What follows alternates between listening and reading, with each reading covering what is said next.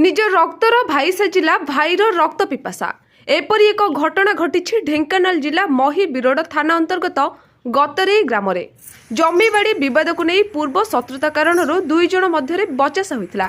बड़ भाई धनेश्वर साहू यह बद में महावीर रोड थाना अभियोग करते सेठारु आसी ग्रामर अखिल साहू सहित कथा बेले सान भाई शांतनु उत्तक्त हो एक पत्थर धरी मारणात्मक आक्रमण करथिला।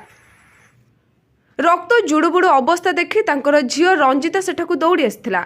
काका शांतनु सह निज झियारी को असभ्य गाली गुलज करने सहित आक्रमण करथिले। सांगे सांगे गुरुतर अवस्था रे परजंग स्वास्थ्य केन्द्र रे भर्ती हेबा सहित महावीर रोड थाना रे लिखित अभियोग करथिले। आक्रमणर 4 दिन बीतीगला परे मध्य गिरफ करनथिले जानिशुणी थाना अधिकारी। तांको सुरक्षा देउछन्ति बोली थाना अधिकारी संगीन अभियोग करिसन्ति। घर गतरे कौन आपनकर अभियोग करूछ?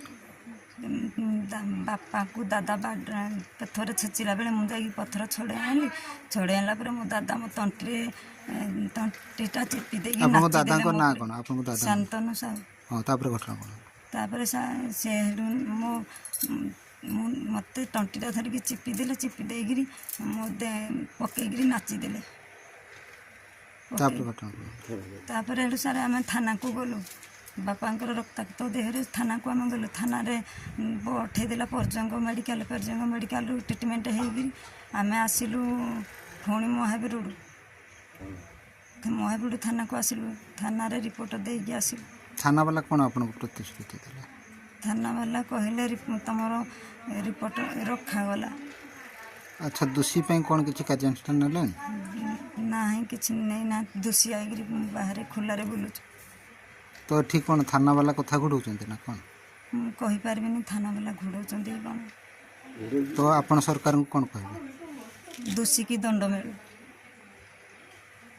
गतरे कौन आपनकर अभियोग? आज्ञा आज पूर्वापसर 10-20 वर्ष से बहुत मो संगे गंडोल तकराल कर आसवा सत्वे मुझे गंडोल दिन कर आसला आसिक मो घरे टांगिया धरिकी हाणिया मारिया कहला तापर से भद्रलोक जड़े मंगुल साहू बसी से मंगुल साहू कहला तू जा माड़ा ये बहुत डेंजर लोक है हाणी दे ते मुझे थाना एफआईआर कली थाना पर एफआईआर कले थाना वाला एफआईआर रखिले एफआईआर रखला तापर हेडू तार दिन घर को आसिली घर को आसी तार दिन मुझे चले जाकि रास्त आज्ञा ठिया होती ठिया हवा समय पत्थर धरी ये बाबू कल माधुरचौधू मो ना विजुग जो केस करजु चितलाम देखी मो ना केस करजु पत्थर आज्ञा पचाड़ी देले।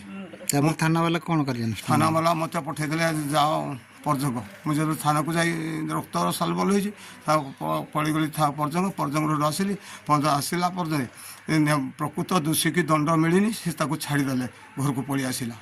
तो आपन कौन चाहूँ? आपन मु चाहे न्याय जे प्रकृत जे दोषी दंड पाऊ। ढेंकानाल जसवंत परिडा रिपोर्ट प्रयोग खबर।